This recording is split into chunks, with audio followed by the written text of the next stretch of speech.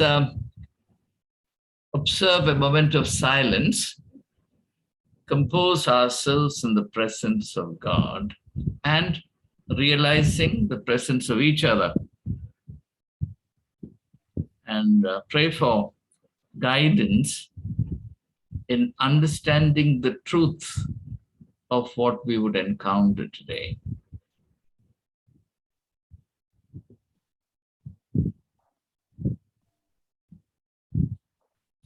Jesus said to the Samaritan woman, "He who drinks this water will thirst again and again, but the water I give, the living water, will quench his thirst unto eternal life."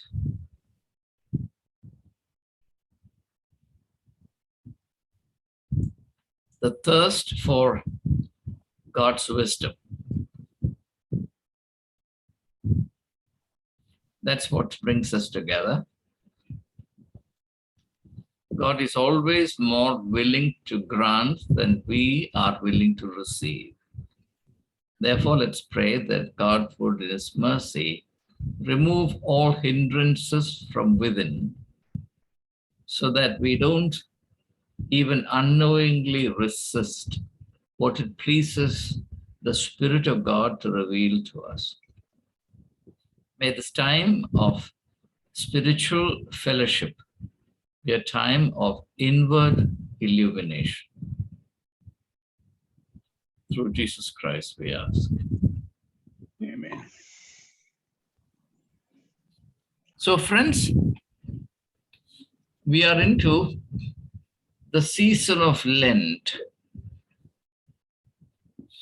Yesterday, or I think today, I sent you an email with an attachment giving you the outlines of what I propose to discuss in our midst. And I hope that you've had time to look through these notes. And I will today strictly adhere to those notes so that we keep time under control. The first thing I have noted there is that it is a useful thing to have discipline of this kind. In fact, I'm a believer in discipline, but I value the discipline a person imposes upon himself or herself,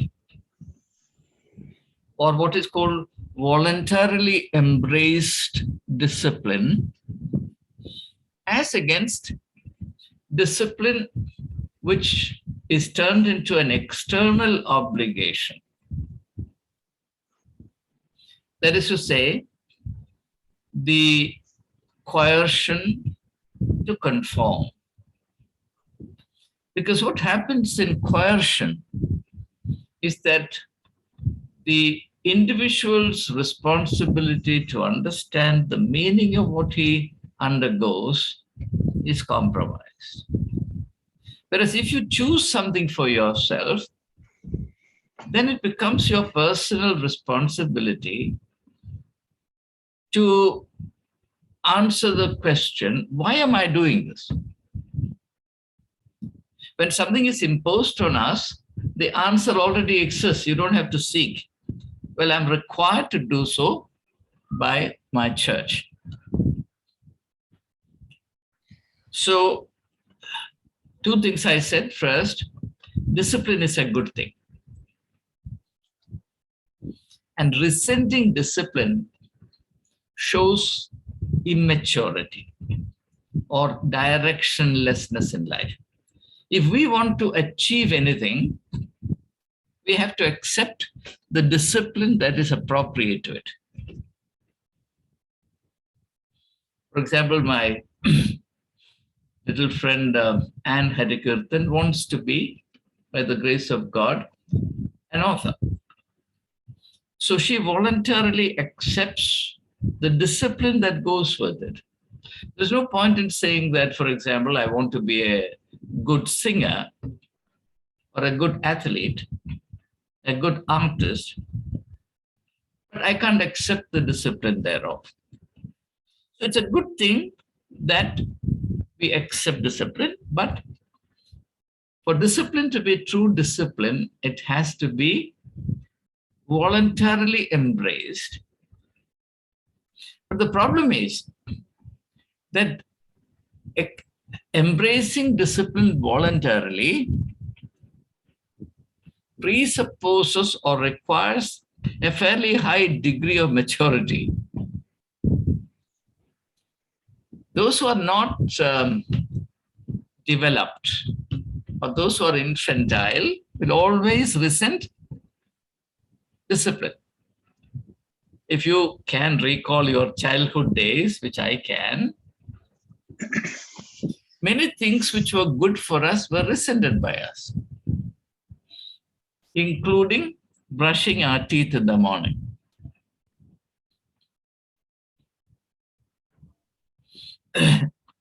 So that's what's called the infantile behavior as against mature behavior, immature, infantile, etc., puerile, silly, etc.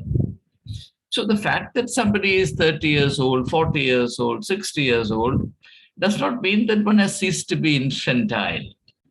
Therefore, I also accept being realistic, accept the need to make certain things compulsory, though ideally, as I said, it should be a matter of voluntary acceptance. I'll leave it there for the time being. Now, provisions like the Lenten season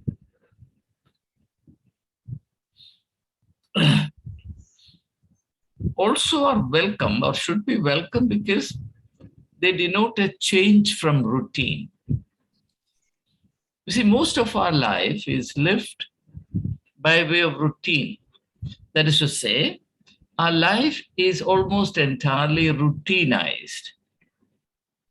We get up in the morning, we do a set of habitual things. Then we fill the whole day, in fact, with habituated things. And we are most comfortable with whatever is repeated and familiar, because then we don't have to expend our intellectual energy in doing them. Okay? You're all the time doing what is familiar, you don't have to think about it. For example, when I was learning driving, initially, my brain used to get superheated. Now, when I drive, my brain is not all the time very active. Much of it has become motor activities. That's how it is. Some of you are doctors, so you understand these things better than I do. So it's welcome from that point of view. But then now let's go forward. The Lenten season, according to the assumptions that we entertained, or in terms of what we have been told, commemorates Jesus' wilderness experience. Now, we have already covered that period in this course, and therefore, I can count on a lot as far as your understanding of Jesus' wilderness experience is concerned. Therefore, I will not go into those details. Jesus spent 40 days and 40 nights in the wilderness fasting.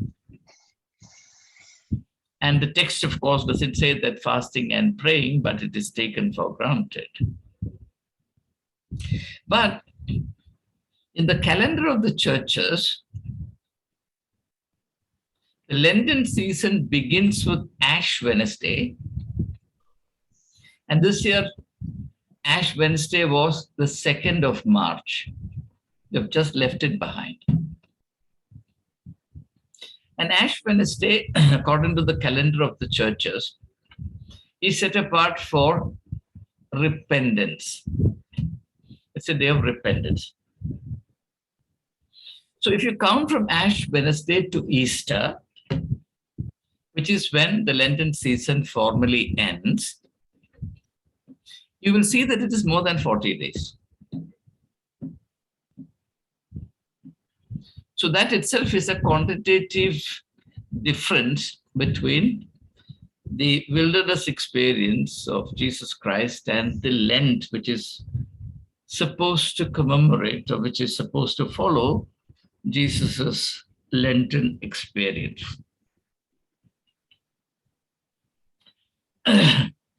Now, at this point, let's remember another person who is associated with the wilderness, which is John the Baptist. John the Baptist described himself as the voice crying in the wilderness. The Bible doesn't say that, Gospels do not tell us that John the Baptist went to the wilderness to fast and pray.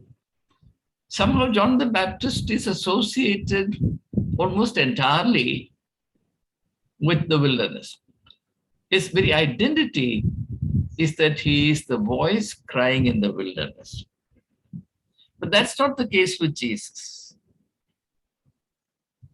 If the Baptist was the voice crying in the wilderness, Jesus was the silence in the wilderness. I don't know if this has occurred to you. It's a very significant but complementary thing. John the Baptist is the voice crying in the wilderness. Jesus is the silence. The word Jesus is not described during the period that he spent in the wilderness as the voice.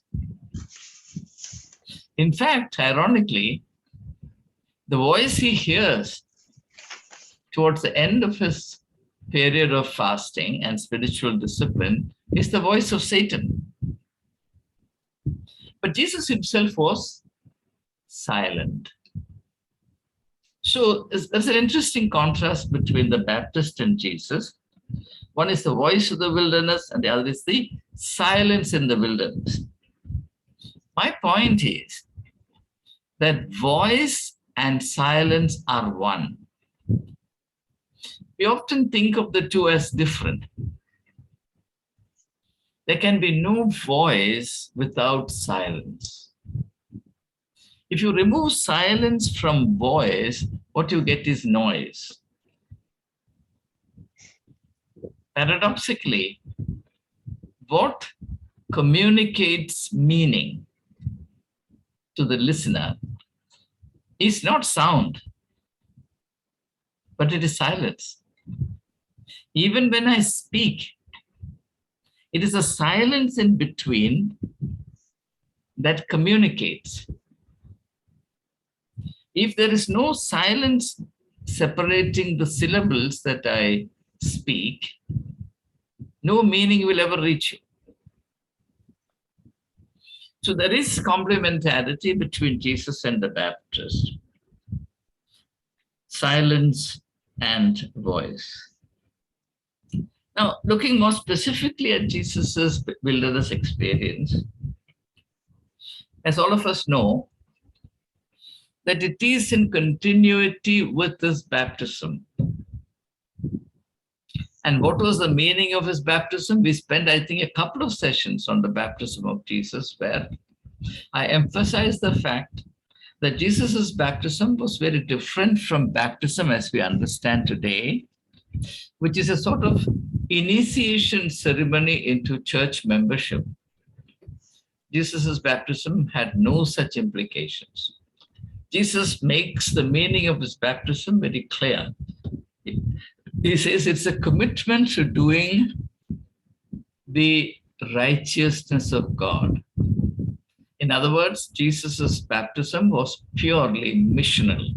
Mission, missional, adjective of mission. So it was a public commitment to a godly mission. So Jesus's wilderness experience is a continuation of his baptismal experience at the hands of John the Baptist. So from what I've said so far, it would be sufficiently clear that the current idea of Lent, which is more church-centric, is very different from what is claimed to be the antecedent of this tradition, or on what it is based, namely the wilderness experience of Jesus. Now, Jesus went there to fast. Let's say fasting at the most basic level is a state of deprivation. Fasting, as contrasted to feasting, is a state of deprivation. Is it good to be deprived? Yes, I believe it's very good to be deprived. Because deprivation awakens in us a spirit of appreciation. If you want to experiment on this, what you have to do is give up tea and coffee for 3 days, then make a cup of tea for yourself and drink. You will hugely enjoy it. Okay? See, the problem with the present generation as against our generation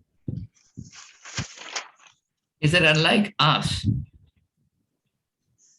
the young ones today do not know the blessedness of deprivation. And therefore, the keenness of their appreciation is blunted.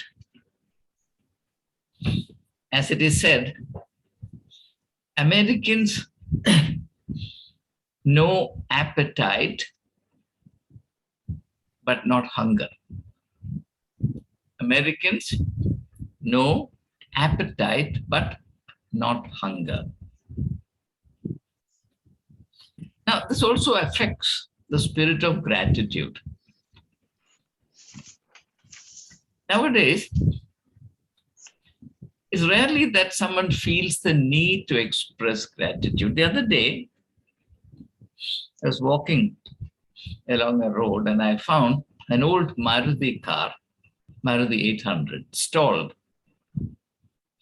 A young man was driving it, and it was at an incline, so he couldn't do anything about it. At any rate, he couldn't have pushed and started the car. I volunteered to push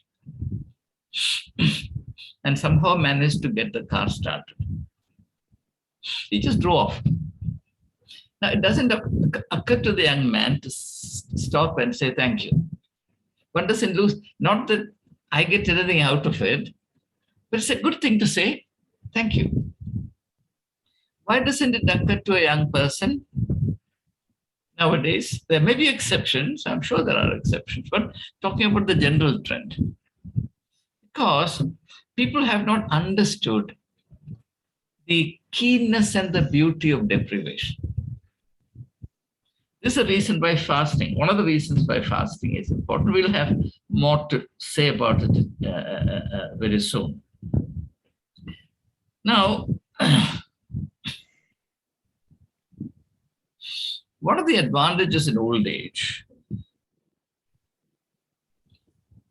Is that one feels a lot of gratitude in retrospect. About 5-6 years ago, I wrote an article titled My Two Angels. My Two Angels. I was writing about the blessedness of having eyes. When I was young, or until I reached old age, it never occurred to me. It never occurred to me that it was a great blessing to have two eyes.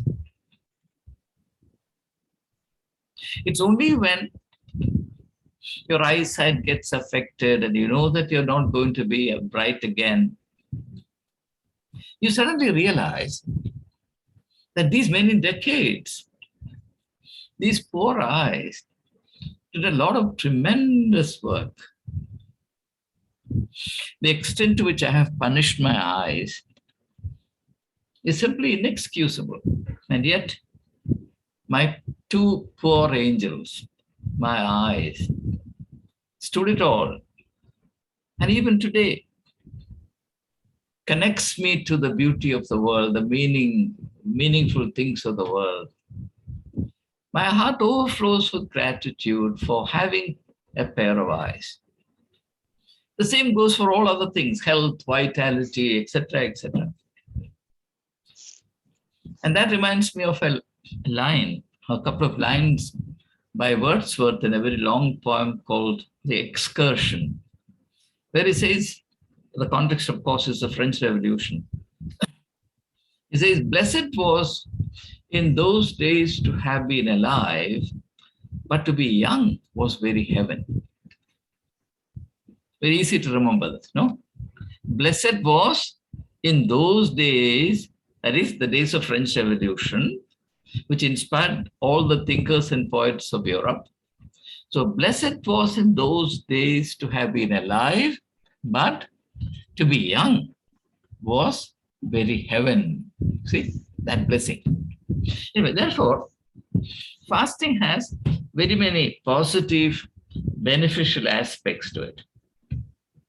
Another aspect of this is fasting enables us to liberate ourselves from addiction to things, set habits. I must have this, I must have the same routine. There are people who cannot live without certain items of food, for example. So it sort of helps us cut the shackles or break the shackles of dependence. And every form of dependence compromises our freedom.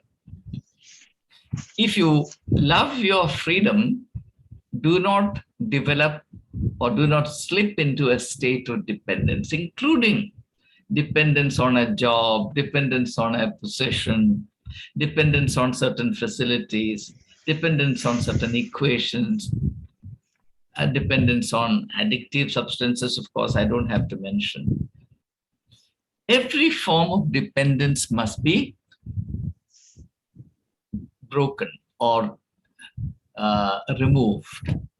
We must be zealous guardians of our freedom. Now, let's go further on. With the understanding that prevails in most contexts, Lent is purely a negative experience. It's a time you give up non-vegetarian meals. You give up meat, you give up fish, and if you're very particular, you give up milk products, eggs. In some traditions, though, the sort of severe Lenten practice is limited to just 2 days of the week. And by the canon law of Catholics, children below the age of 14 and elderly people above the age of 60 are exempted from this, actually, canon law. Also, those who are suffering from certain health conditions like diabetes and things like that, if you're on insulin. Now, therefore, an impression develops that Lent is negative. It's a time to give up certain things. But the thing is, the funny part of it is, when you give up these things, your heart is already with Easter. That's the time when you emerge from this deprivation and go all out and make up for the 45 or 50 days of deprivation. But that strikes me as rather funny. So therefore, it's necessary to emphasize the fact that Lent should not be understood as something negative. Jesus, see, the whole experience of Jesus in the wilderness is shrouded in mystery. There is no description of it, but we can sort of logically infer certain things. In the wilderness for 40 days and 40 nights, Jesus was not only fasting, he was also feasting. Just as I said, that voice is incomplete without silence. Now I'm going to say fasting is meaningless without feasting. You fast in relation to certain things, but you feast in relation to other things. For example, Matthew chapter 4, verse 4, where Jesus says, man does not live by bread alone, but by every word that comes from the mouth of God. And therefore, I have every reason to believe that during this period that Jesus spent in the wilderness, cut away from the distractions of the world, Jesus was feasting on the word of his Father. And why do I say this? I say this because one of the most striking features or the hallmark of Jesus's public ministry is his state of complete oneness with God the Father. In John chapter 10, verse 30, Jesus says, I and my Father are one. And I'm sure that this wilderness experience was the acme of that realization, the zenith of that realization. And that realization was carried forward from the wilderness experience into the sum and substance of his public ministry. And therefore, my ardent faith, my strong belief, is that Jesus was not only fasting, but also feasting. And I think that's a discipline that's well worth maintaining in our idea and practice of the Lent. We should not only give up certain items of food, but we must feast on the teachings of Jesus Christ. I often ask myself the question, why was it that Jesus chose the wilderness for his fasting, praying? Why couldn't he have done it in a corner in the Jerusalem temple? Well, I'm not going to give an answer to it. I'll just leave it as a question with you so that you can. I've given a certain suggestion in the notes. I'm going to skip that. So the question needs to be therefore asked as to what it means to fast. As I said, the obvious meaning, of course, is to decrease our dependence on external props.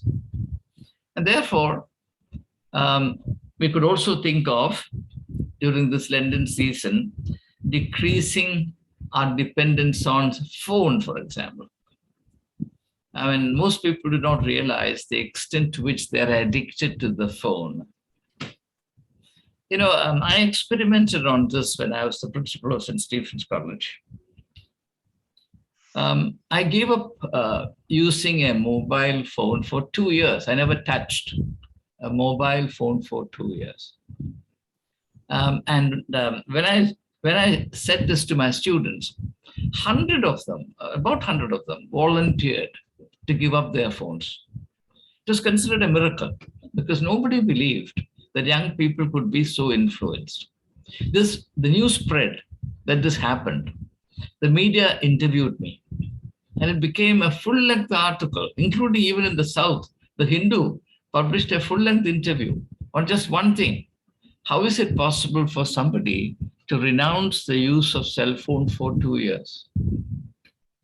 I have to tell you that I found that discipline extremely valuable, because the extent to which our time is encroached upon by cell phone, mobiles, is really, really disturbing.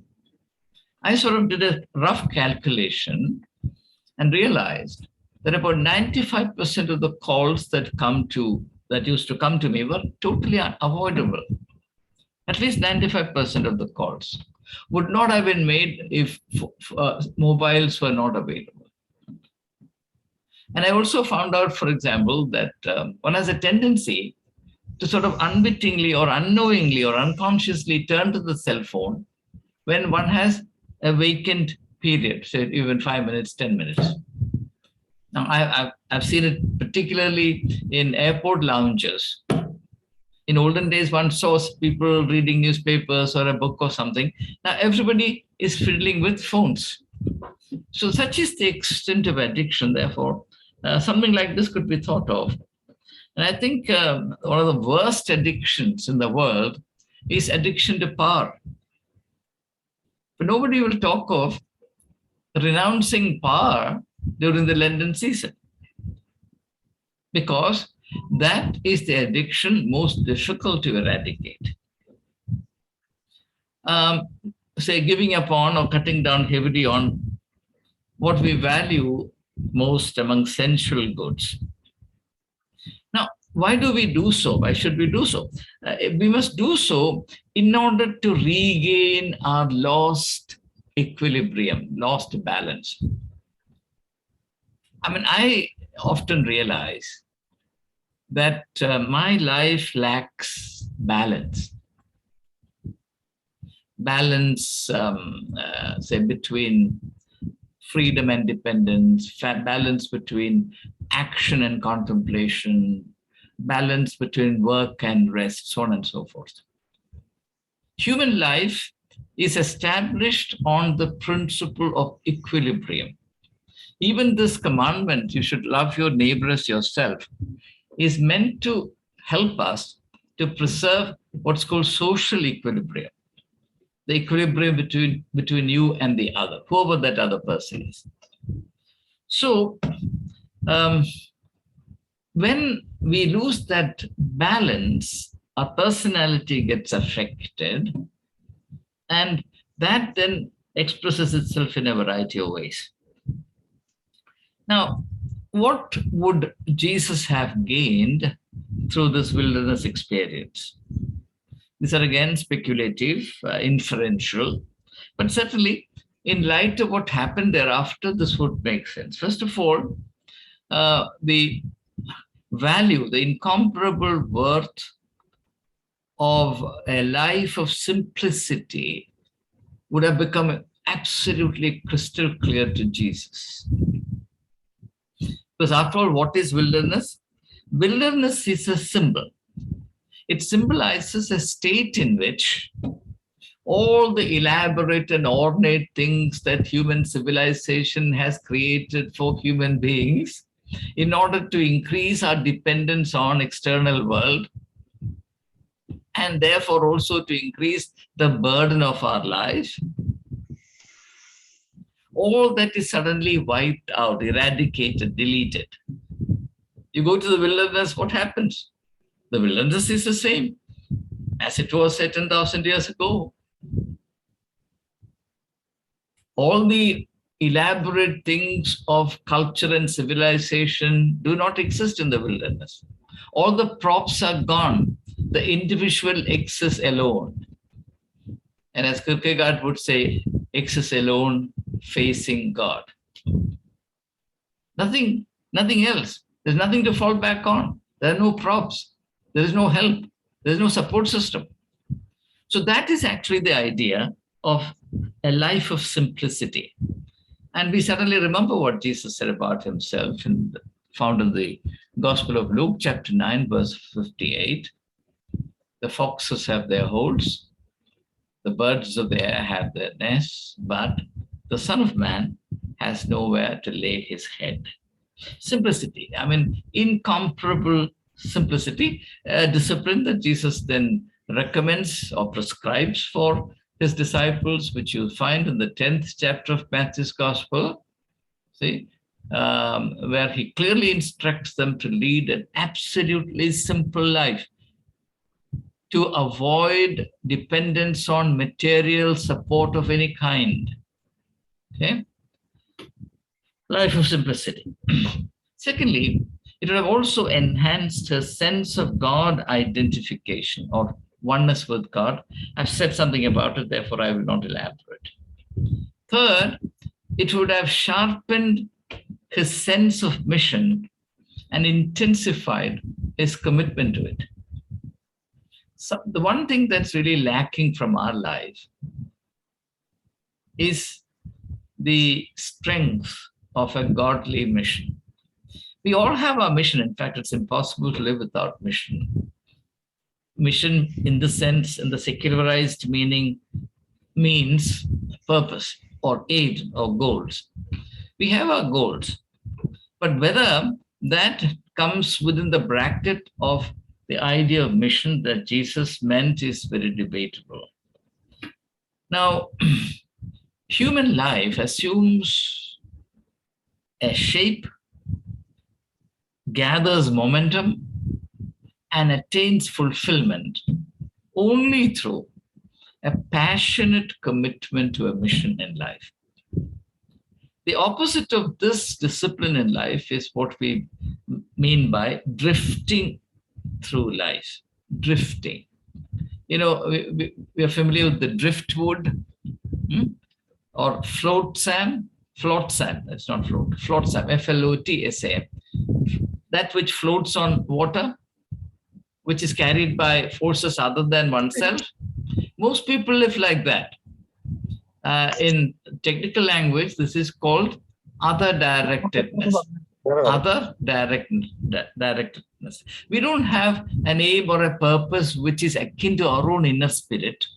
We live according to the purposes and goals which the society prescribes, or we imitate others.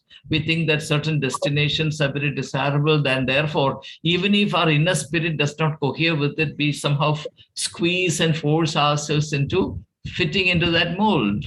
So we are actually not living our life, but living somebody else's life. And this is an atrocity that parents often inflict on their children. What a child actually wants to do in life is not always what the child gets to do. At any rate, it's an extremely important thing to have a very, very clear, powerful, unwavering sense of mission in life. And this, of course, is something that we've discussed before when I said that in the spiritual understanding, every life that comes upon this earth, we believe that life comes or life originates only in God. And every life is sent upon this earth instinct or imprinted with a particular goal. And mission is nothing but recognizing that God ordained goal and expressing it or realizing it fully, 100%. In the course of our life upon this earth, which is the secret of blessedness in life. And drifting through life is exactly the opposite of this. So the sum and substance of all that we have said so far is that the wilderness experience is a commitment to spiritual freedom and not letting anything stand in the way of realizing one's freedom. And the secret of perfect personal freedom is God dependence. That's a paradox. You see, all of us know that there is nothing called absolute freedom in life. Absolute freedom doesn't exist. It's a myth. For example, young people who are very, very excited about their freedom often do not realize that what they consider to be freedom is nothing but some form of dependence. For example, young people who fight off the influence of their parents go and surrender themselves to some peer group influence. Because human nature is like that. We need to be in tandem with something. You know, as the book of Genesis says, chapter 2, verse 18, it is not good that man be alone, right? When Jesus sent his disciples out, he did not send them singly, he sent them 2 by 2. Okay? So, human freedom, individual freedom, can never be absolute. It has to be defined and sustained in terms of a continuing dynamic. For example, husband-wife relationship. How do we understand freedom within this relationship? Now, the mistake that many people commit is to enter into a relationship and then say, well, I want to be free. There is a freedom that a relationship affords. And that freedom is not obtainable outside of that relationship. But your individual freedom cannot be absolute, because if your individual freedom is absolute, you cannot be in a relationship. Unless, of course, you degrade your partner to a chattel. Even then, it is not feasible, because in that case, you are not in a relationship. So human freedom can never be absolute. The best guarantee for our freedom is God awareness, God dependence, or as we sometimes say, being co-workers with God. And that's what we define as a sense of mission in life. So the core of the Lenten experience, as I said at the beginning, it has to be positive. It has to be effulgently positive. Is commitment to a life of purposive simplicity. The simplicity as a fashion or a fad has no meaning.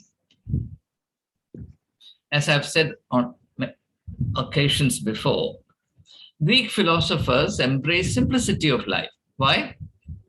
Because they said, if we saddle ourselves with worldly things and allow ourselves to be influenced by worldly pleasures and considerations, we cannot lift our minds to higher things. So they deemed simplicity of life as a basic condition for leading an exalted life in terms of understanding and ideas. You cannot really think of a Greek philosopher who lived a life of luxury, unless, of course, you consider the Epicureans as philosophers. So there is something called, this is why I say purposive simplicity, simplicity with a purpose. Let me give you an illustration from a field that's perhaps well known.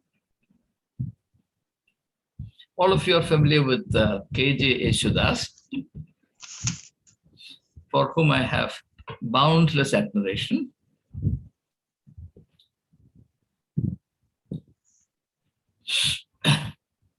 Srikumaran Thampu, a very leading filmmaker, author, lyricist, director, etc., somebody who created or achieved a great reputation in the world of cinemas,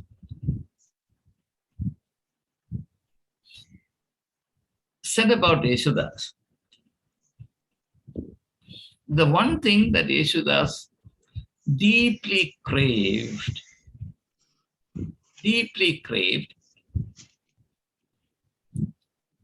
was drinking a glass of cold Musambi juice. A glass of cold Musambi juice. And I'm going by what Srikumaran Thampu says, and I don't believe that Srikumaran Thampu has any obligation to tell falsehood in this connection. He says, I have gone with Yeshudas and had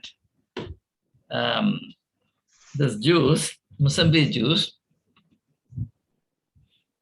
and I would always have cold Musambi juice. And I would know that Yeshudas is craving for it, but he has never touched even one glass of cold Musambi. Something as seemingly harmless as a glass of cold Musambi juice. That's what I call purposive discipline.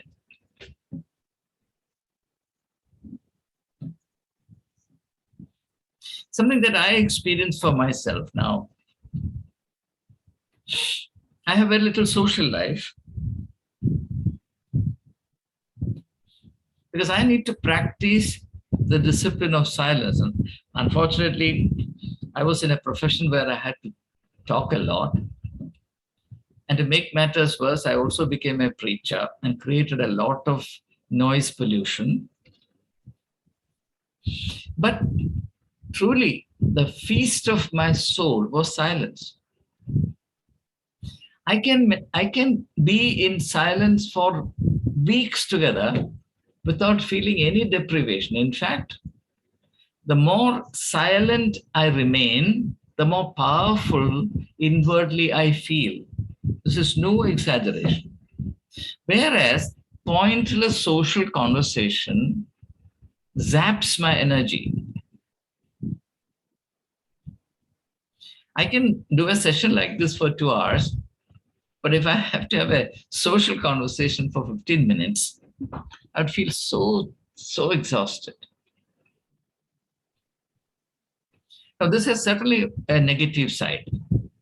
The negative side is that one is not socially developed.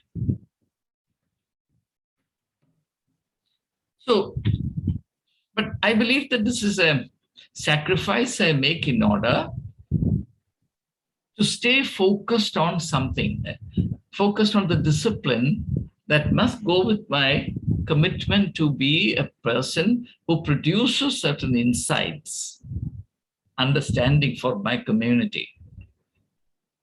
Whether my community cares for it or not is a different issue. But I feel duty bound to maintain this discipline in order to generate for my community some resources, which I hope will obtain some attention, at least after my demise. So, in Matthew chapter 6, Jesus criticizes the Jewish way of practicing fasting, where they made a public display of fasting in order to be seen by men as people of high religious fervor. He says, when you fast, why do you disfigure your face? Well, then he gives the answer, well, you do so in order to draw attention to yourself, to be seen by men that you are a very religious kind of a person. He says it's futile.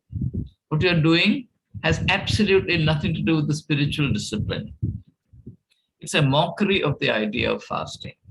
Well, I don't think that even though this teaching has existed for 2000 years, it has made much of a dent even in our times, because a great deal of religious, what happens in the religious sphere belongs to the category of exhibitionism, public display, to be seen by men, etc. Now, we are still in the COVID phase of life. COVID has done us a lot of good, if you really think of it. COVID has taught us that many things that we considered so very essential and important are actually dispensable. We can very well manage without them. If you look back on the last 2 years of life and compare that with how we lived, say, 5 years ago, you will see the difference. And the difference, of course, is very noticeable on the face of nature. Now, of course, it is evaporating. During the time that the lockdown was in force, believe you me, nature began to smile. And there was a touch of freshness in the air. I do a little bit of farming. So I go and stand in the midst of trees and plants. There's a huge difference between how I felt 6 months ago, 1 year ago, and how I feel now. Once again, nature is looking and feeling a little more jaded. So nature was fasting. In fact, I would say that through COVID, nature was fasting. Last 2 years was the Lenten season for nature. The outcome was freshness. The outcome was a rejuvenation, fresh vitality, which all of us need. So if through our Lenten experience, if our Lenten period, Lenten discipline, we don't experience the same thing. We don't feel this inner regeneration. We don't feel that freshness of life. We don't feel that we have actually feasted in respect of our inner man. Then this is not Lenten season at all. It is something else that we mistake for Lent. So on that, I'll close. Perhaps I'll also, because I referred to simplicity, I'll refer to a particular person who has been a source of inspiration for me, Diogenes, Diogenes of Sinope. Have I mentioned this person before? Diogenes of Sinope? Yes, you have mentioned it, Achan. Okay, then I'll stop there. So to me... So it's still worth. Please go ahead, Achan. No, I feel that repeating oneself is cruelty to the audience. So the point I'm making, students. Yeah, the point I'm reinforcement. No, the point I'm making is that if Diogenes of Sinope is an example, simplicity of life makes for tremendous power of personality. Tremendous power of personality. But what is the true simplicity? You know, when Alexander the Great comes and asks Diogenes, who is actually lying on the ground in a marketplace in Corinth, what can I give you? What does Diogenes say? Step out of my sun. Right? You see, what does it mean? Simplicity means the ability to see the sun beyond the king. That is what simplicity is. That is what I mean by the power of simplicity. See, we often equate simplicity with deprivation. That's not what it is. Simplicity is a very powerful thing. Simplicity is a royal thing. In fact, it is above royalty. It is the simplicity that I find in Diogenes of Sinope, which empowers him to say to Alexander the Great, step out of my sun. I tell you, after the example of Socrates, who faced his last moment, when he was tempted by his own friends, including Crito, to escape from prison and avoid this unjust judicial murder, his death, and the reasons that Socrates gives to his friends. After that, if there is one episode that has really gone so deep into my soul, it is the encounter between Diogenes and Alexander the Great. And Alexander the Great said that if I were not to be Alexander, I would be Diogenes. Okay? So that's the simplicity that we're talking about, and that's the simplicity that we find in Jesus Christ of Nazareth. And that's the simplicity that continues to attract men, women, children, youth in their millions to the Galilean. And may this Lenten season be a time for us to get acquainted with this dimension of the Lenten discipline, and may the strength of it endure with each one of us through the rest of our life. Well, I stop there. We can have now a time of sharing and discussion.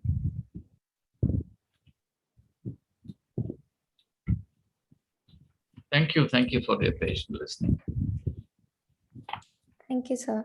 Can you tell us a little bit about the, I don't know if it's a poem by Pope Francis that you had mentioned? Oh, yes. Now, Pope Francis gives us his understanding of Lent. That's what I quoted. Let me read it out. I thought you would have read it, and therefore my repeating the same would be a little tedious. What is Lent? The Holy Father says, fast from hurting words and say kind words. Fast from sadness and be filled with gratitude. Fast from anger and be filled with patience. Fast from pessimism and be filled with hope. Fast from worries and trust in God. Fast from complaints and contemplate simplicity. Fast from pressures and be prayerful. Fast from bitterness and fill your heart with joy. Fast from selfishness and be compassionate to others. Fast from grudges and be reconciled.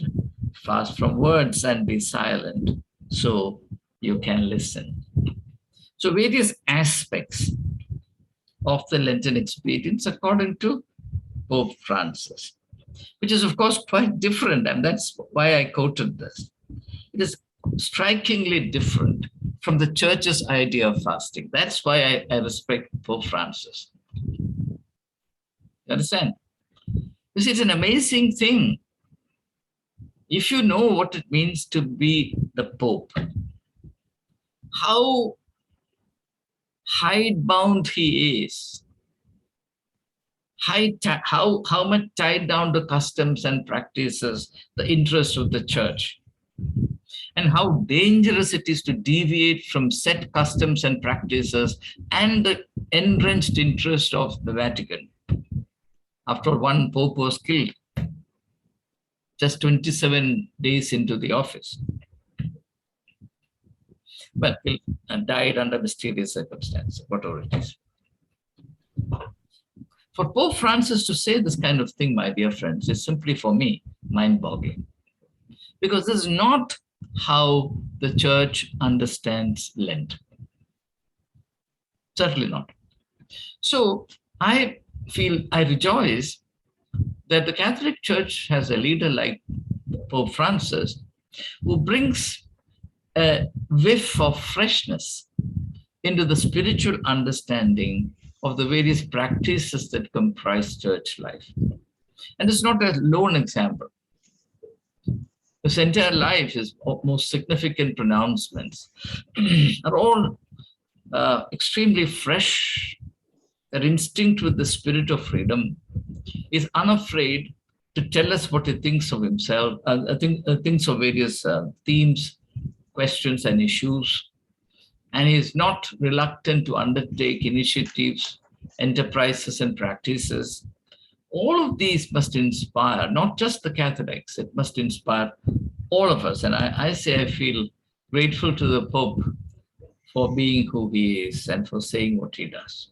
Okay? I don't think it is necessary to take each one of them and discuss, because these are things that you can meditate on. And it might be a good idea to take up just one sentence in the morning a day, meditate on this for about 15 minutes and write down whatever thoughts come to your mind. This is something, this is a discipline I maintained for years together. The number of notebooks that I have filled with my private meditations, not a single word published. But that was my preparation for becoming an author. Thousands and thousands and thousands of pages. I did this realizing that not a word will be published. But each day I was progressing, each day a new experience. So if you can make this an essential ingredient of our day-to-day life, a little time set apart for meditation, and then taking the trouble to note down whatever thoughts, let those thoughts be simple. Some of them may be simple, some of them may be profound, some of them may be old, some may be new. But the very fact that you compose yourself, you stay focused on a theme, and you care to write down your thoughts, actually does a lot of good to your own personality, I can tell you. This is the best tonic for your personality. So I strongly commend this practice too. Yes, Raghu, yes. You want to say something? Yeah, we just gently touch the topic, mission without vision is meaningless. Yes. My question is, what is this vision in the context of the mission? Yes. Now, when we do anything, two possibilities exist all the time. One is we undertake a particular piece of action, a responsibility, or something to do according to worldly norms and parameters. Now, the secular counterpart of mission is projects. In the secular world, you don't do any mission, though industrial firms have mission statements. But their understanding of mission is different. So the secular counterpart of mission is project. So even the Christian context, the Western funding agencies fund projects. They don't fund mission. There was a time, say 100 years ago, 200 years ago, that Western mission agencies undertook missions in non-Western societies. For example, CMS and LMS in Kerala. Now they don't undertake these missions. What do? What do? They fund mission projects. So each project has to be conceived in a particular fashion. You send a mission proposal, which is actually a project proposal, and the project is started and concluded. It is assessed, closed. Mission does not begin and end like that. Mission is a lifelong thing. So mission happens not according to the parameters of the world. Mission happens when an individual realizes that there is a specific purpose to his being. God has a very special purpose to be accomplished through him or her. And therefore, one surrenders oneself to that divine purpose. And in that process, one rediscovers oneself. In fact, that's the only way really that a person discovers himself truly. Mission is a process of self-discovery. Otherwise, what happens is that we discover ourselves according to the ways of the world. For example, we have formed an idea of our identity, in your case as a successful doctor, etc. The case of somebody else maybe as a successful or popular teacher, or a great politician, or whatever. These are all worldly labels that determine your identity. And surely all those identities presuppose a lot of activities on your part. Nothing just descends on your head. But that is according to the way of the world. And oftentimes, when the individual participates in this, the individual's mode of participation is completely contained by his or her idea of what one may derive from it.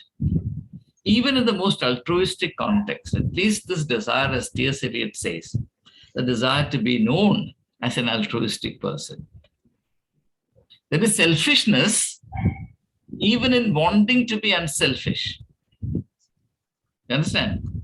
Because one may be selfish in order to be known as a selfless person.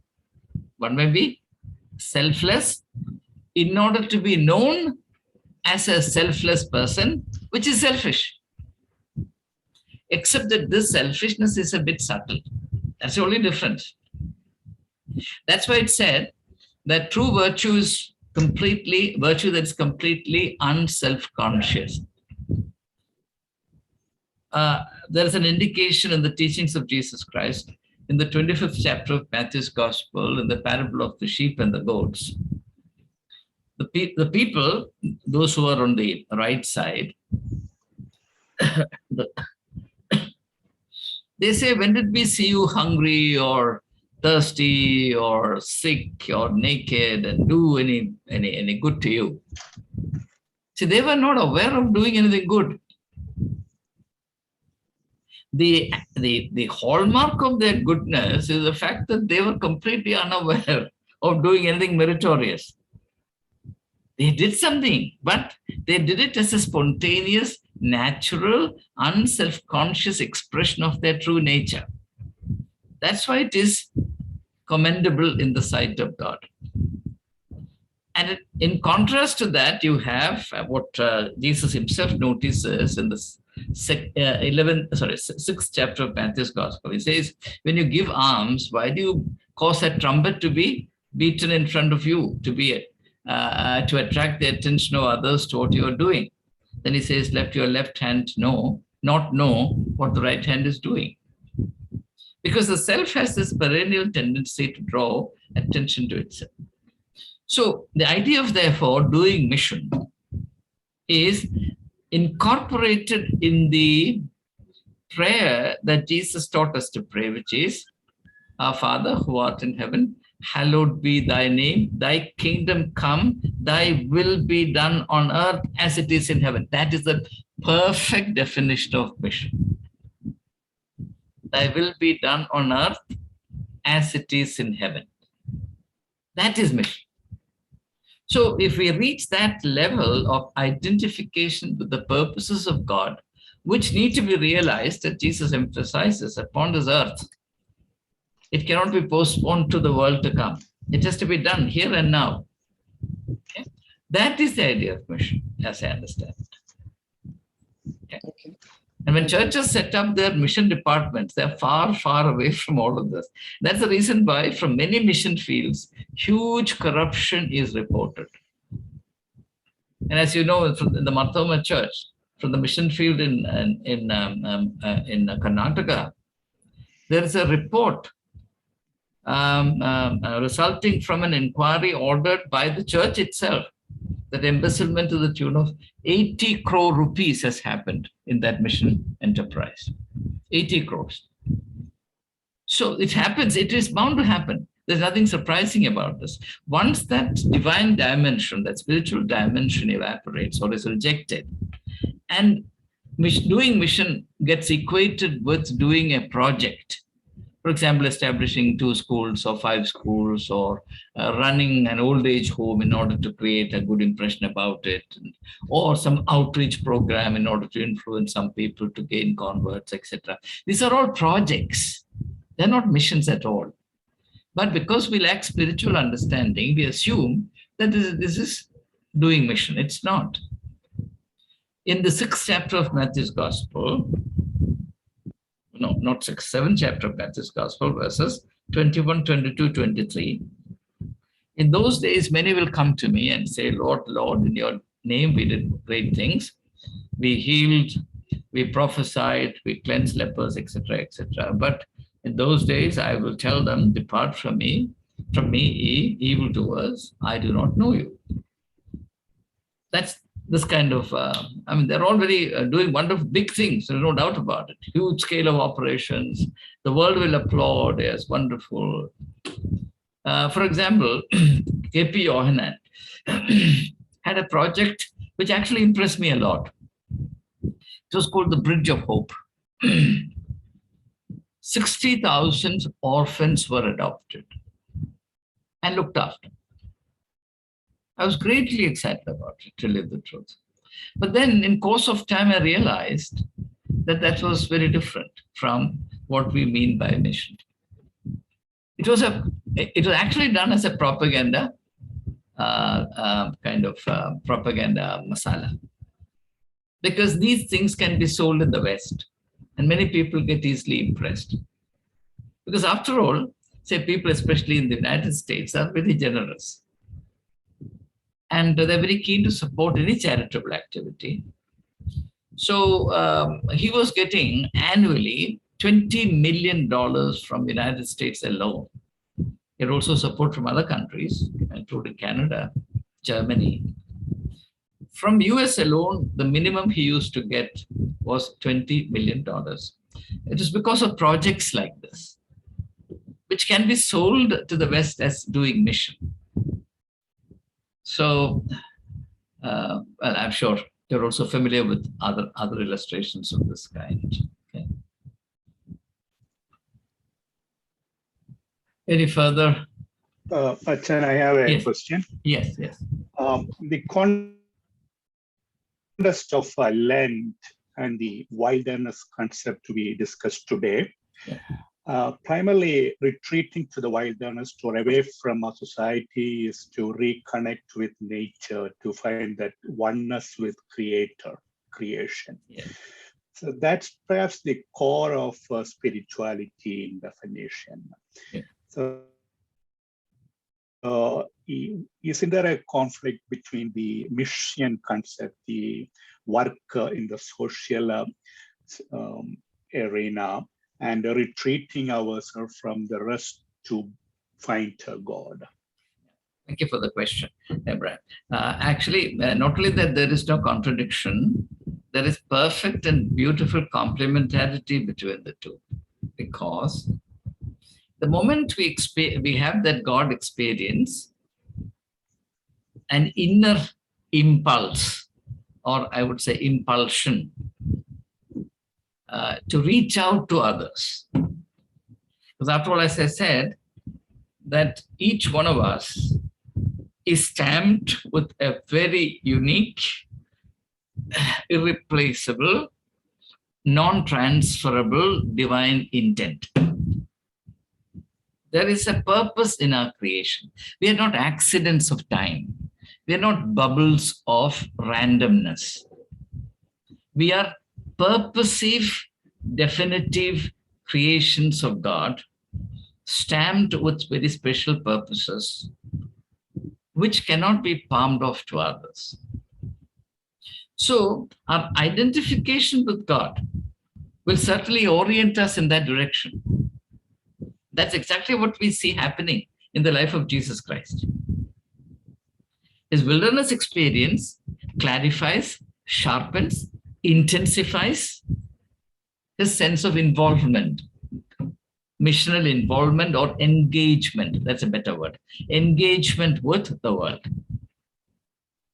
And that's why John in his gospel, chapter 3:16 says, God so loved the world. After all, when you identify yourself with God, what is God? God is love for the world. God so loved the world that he gave his only begotten Son, so that whosoever believeth in him should not perish, but have everlasting life.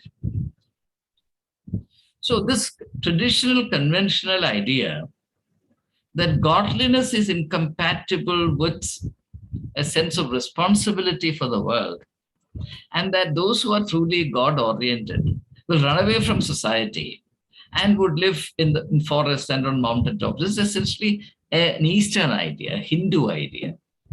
In Hinduism, those who have attained enlightenment, they shun society.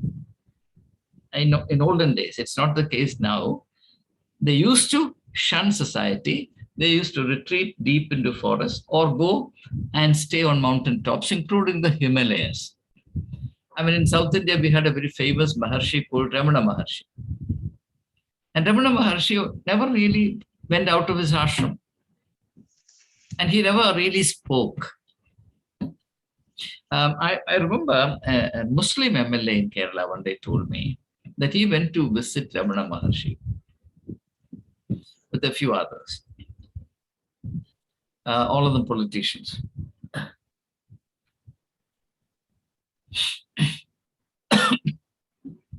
The Maharshi kept them waiting for long, didn't come.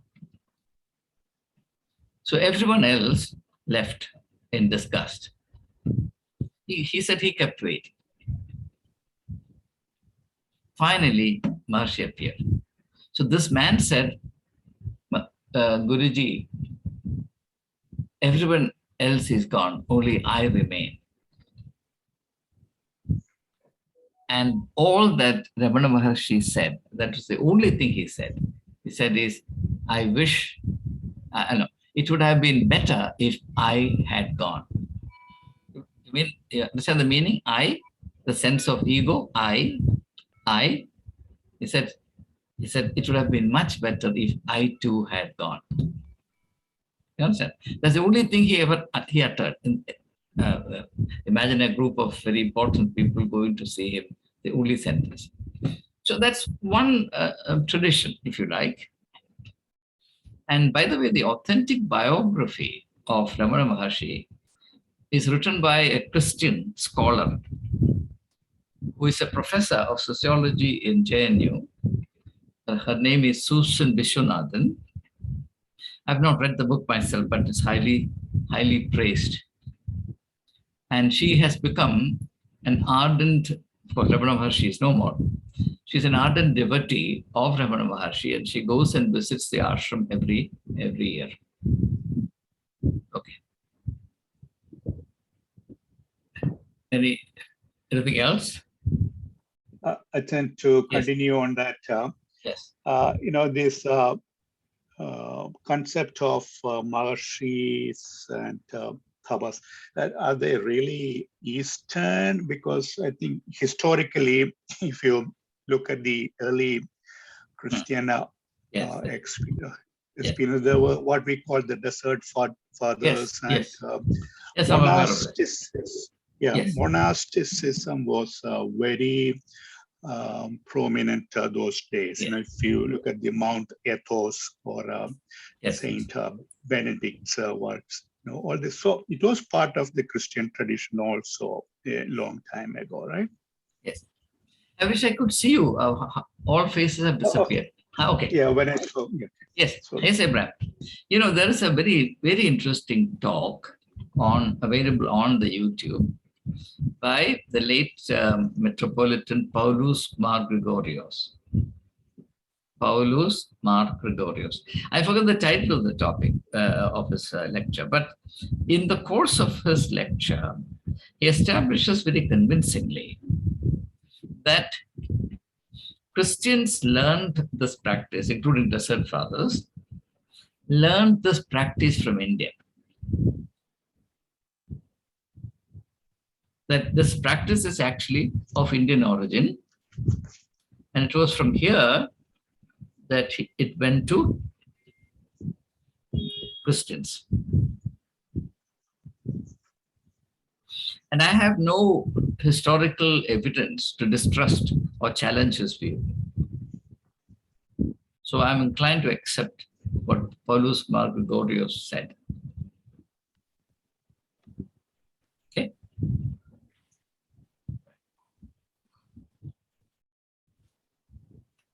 Any other? By the way, you should look up whatever, if you come across any talk by Paulus Mar Gregorios, it's really worth listening. The man was a prodigious scholar, a genuine philosopher, a walking encyclopedia. Sure. And Kerala has not seen the like of him. Okay, I will look up the youth. Before or after. He was of the Orthodox Church. And his biography has been recently published by one of his ardent disciples, Father K.M. George. I have a copy of the book. I have not started reading it.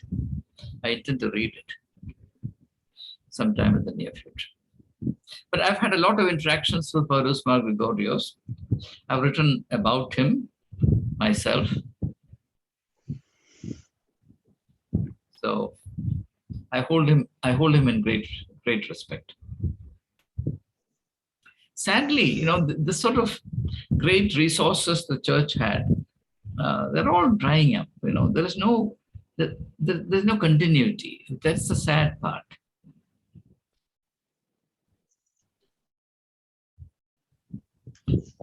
Any other question?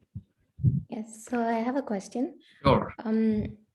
You mentioned a little bit about depending on God, but there's when after Jesus had resurrected, he had a conversation with Mary where he said, "Don't cling to me."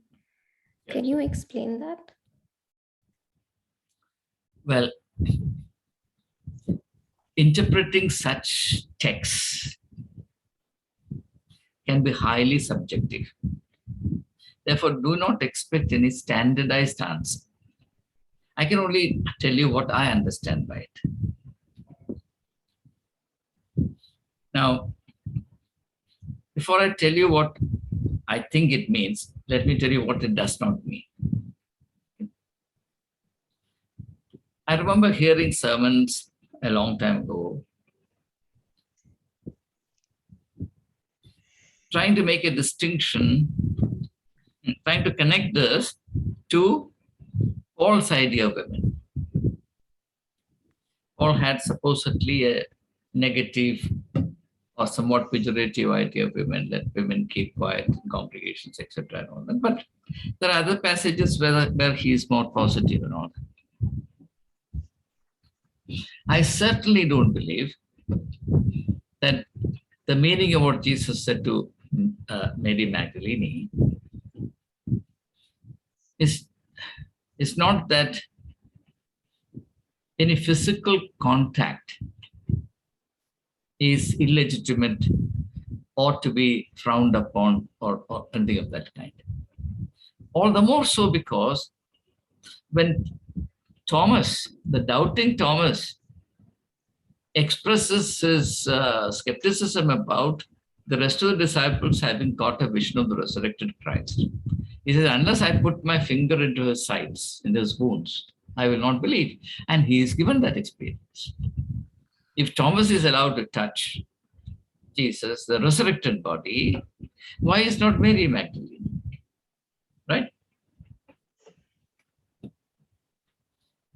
The only way that I can understand this particular situation is that the tendency to cling is to be avoided at all costs.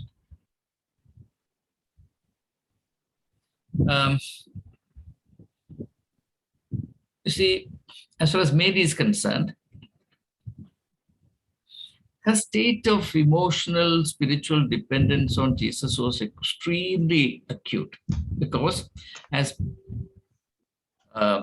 Luke tells us, she was afflicted with seven demons. And while Jesus was alive, she had great confidence that she was protected against these same demons returning to her and making life once again miserable. Right? But what will happen to her now that Jesus is gone? So, what crucifixion and resurrection symbolize is a transition from the local, physical, and particular to the universal and spiritual, in which the physical is not to be disdained. It is not as though the body is to be despised. It is that the bodily inclinations of clinging, which limits individual personality, individual freedom, individual confidence, individual growth, and creates a relationship, shall I say, parasitical relationship of dependence, is to be avoided. That's why Jesus says to his disciples, it's good that I go, for if I do not go, the Comforter will not come to you, the Paraclete, the Holy Spirit. So clearly Jesus underlines the importance of attaining spiritual maturity, which necessitates outgrowing a relationship of emotional, physical dependence. Now, that is why I feel that this veneration of holy relics and all that is completely unchristian. Because it is still clinging onto the body. So, now this is all I can possibly say about it.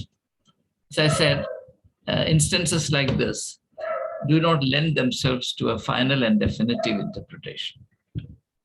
Okay. So just to follow up on that, what is the kind of dependence on God that is good? Well, God dependence is inherently, unqualifiedly good.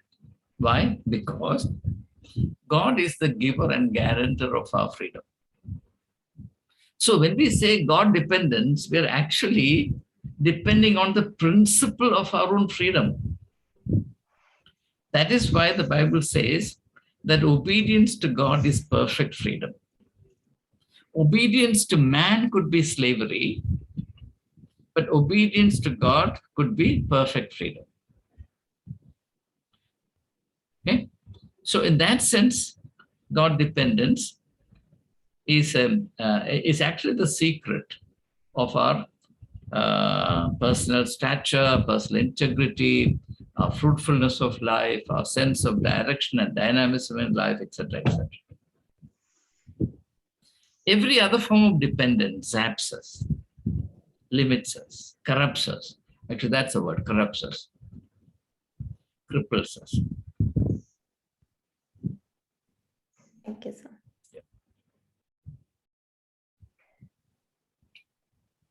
Well, may I then assume that there are no further questions? Okay. We'll bring... Achan, Yes. in your note, you mentioned about the blessings of old age and the example of two angels. I now understand that you wrote something about some description about the two angels. Can you just elaborate on that? I have missed it. Yeah, these two angels are our eyes. You see, how is it? How did we avoid 1,000 pitfalls? Limitless dangers. Who are our guardian angels? Our eyes. No. Think of a person who does not have the use of his eyes. How sad.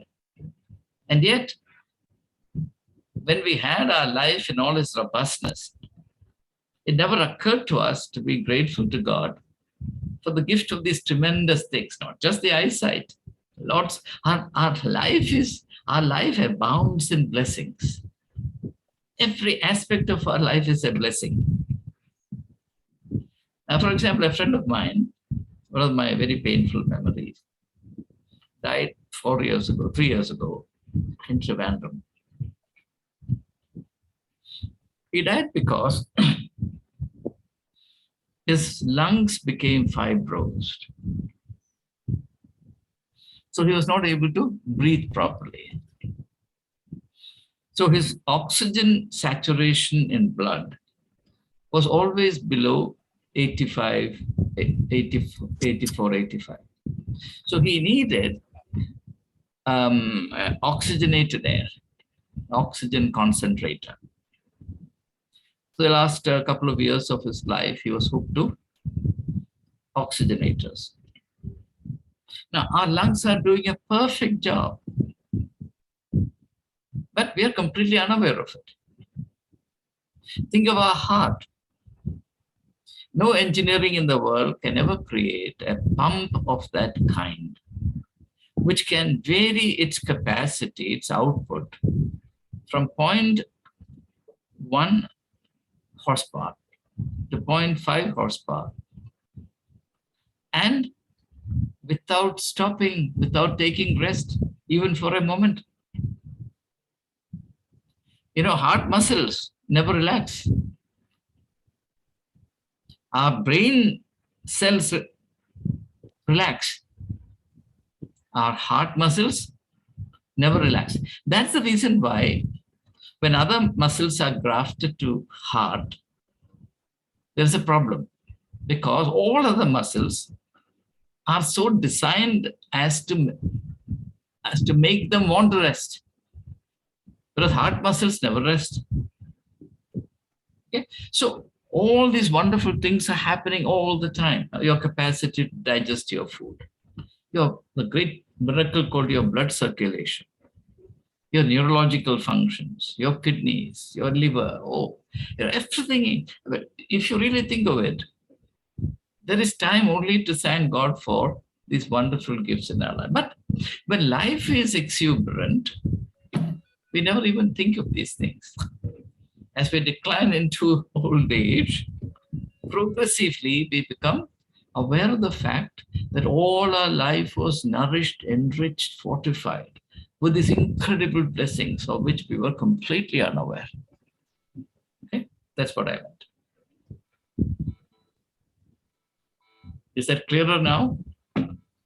Yes, Sachin, thank you very much. Thank you very much. Particularly, I have to admit that where you made the difference, quality education versus excellence in education, Yes. that was thought-provoking. Also, you said voice is the same as silence, again, and thought-provoking statement versus noise. Yeah, wonderful. Tradition and ritual versus Jesus' mission in life. And then the missional role, discipline versus drifting, the opposite of it. The equilibrium and the balance of everything in life. The fasting, the freedom is not absolute. It's very interesting for a lawyer's, from a wakil's point of view. No freedom is absolute, because we were taught in our law college classes that we have the freedom under Article 19 of the Indian Constitution, the freedom of movement of my limbs. But at the same time, I am under a control that my fist should not hit the nose of the next door. That's right. That's So right. within that absolute restriction, every freedom, every right is subject to reasonable restrictions. Fine. And then the purposive simplicity was another godly idea, where you just mentioned about Jesudas craving for a cold Mozambique juice. Beautiful. And the exhibitionism of the Pharisees.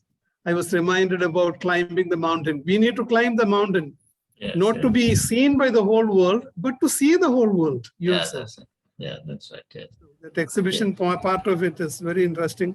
Diogenes saying, "The step out of my son, dear son." Beautiful. Thank you so much, Chachan. You feel a lot impressed, Well, improved. yeah. On that, in the Lent period. on that, we close our session today.